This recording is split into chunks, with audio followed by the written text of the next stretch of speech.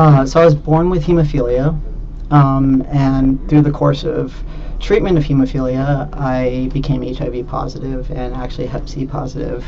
And so while the treatment that I was receiving was this revolutionary treatment at the time and vastly improved the lives of the hemophiliacs in terms of the way that their hemophilia was treated, it obviously had this very negative, horrible impact on the community as HIV was spreading and becoming an epidemic in our communities.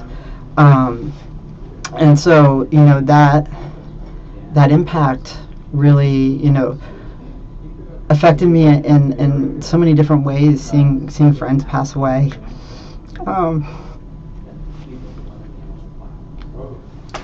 Being young and trying to figure out what I could do with my life.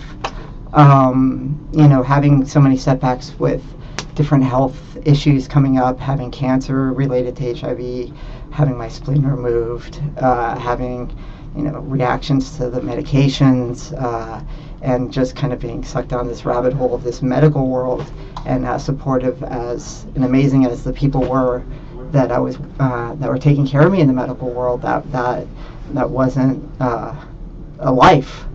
And so I definitely went through a long period of trying to figure out for myself what I could do and what I was passionate about. And I couldn't just follow the path that my peers were taking, just going to high school, then going to college and getting jobs, and meanwhile I am in the hospital, dropping out of school, can't complete a traditional educational path. And so what does that look like for my identity, for how I interact with the world?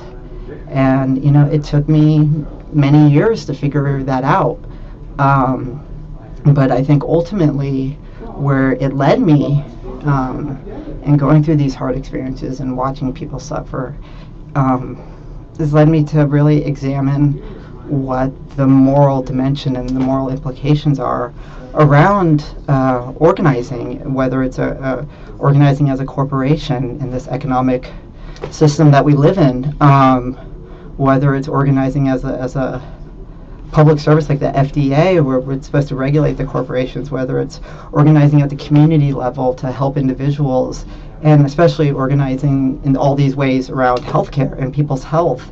And where are the moral and ethical lines in that organizing, where, at some point decisions were made to value profit over individual lives?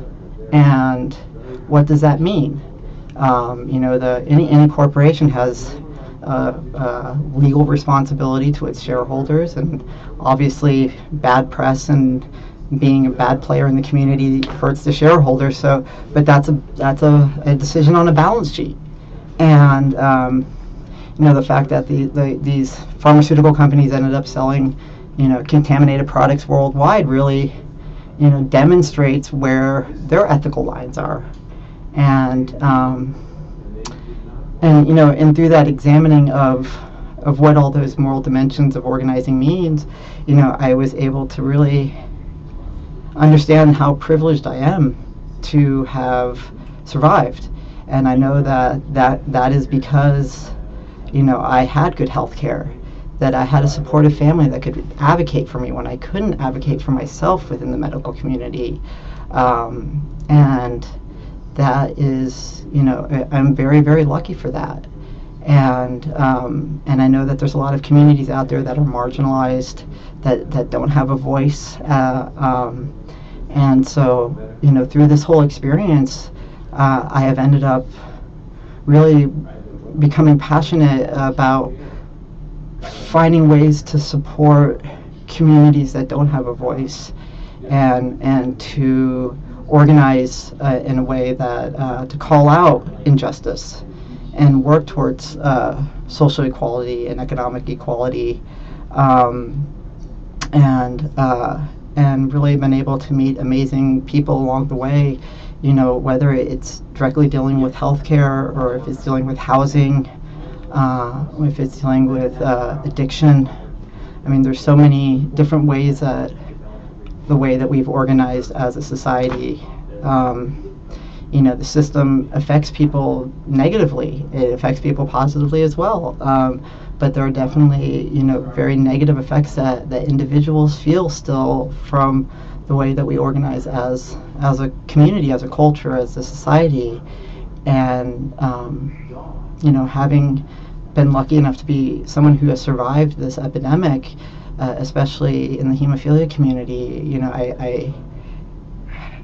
I feel lucky enough to be able to try to be a voice for people that don't necessarily have a voice, or be able to create space for people to have a voice. Really, is what I strive to do, and to use public space, to use art as a tool of messaging, as a way to message to the larger public about these issues and about what individuals are experiencing, because I think each individual experience is valid and needs to be examined and understood.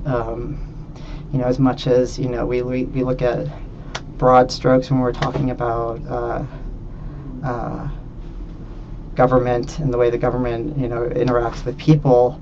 I think that we can lose sight of individuals and how they're affected, and I think that there's a danger there, and so having gone through this experience, having spent a lot of time figuring out even what I want to do, or if I want to do anything at all, if it's worth doing anything at all after being sick so many times.